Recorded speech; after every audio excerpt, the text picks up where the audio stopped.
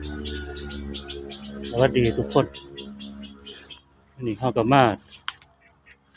สำรวจพื้นที่ป่าอีกแล้ว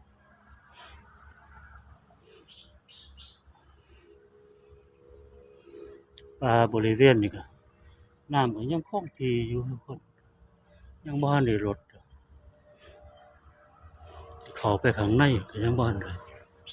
น้ำยังเต็มต้นไม้สูงใหญ่ปกคลุม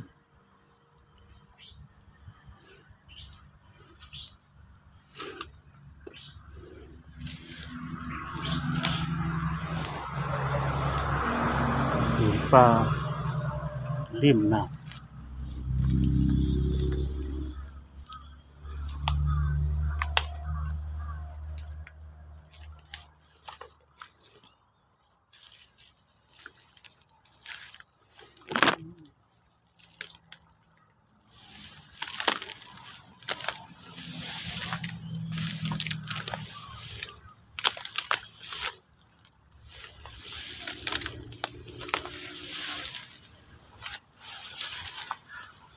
เนี่ยบ่ทันได้ยกเลยเต็มเลย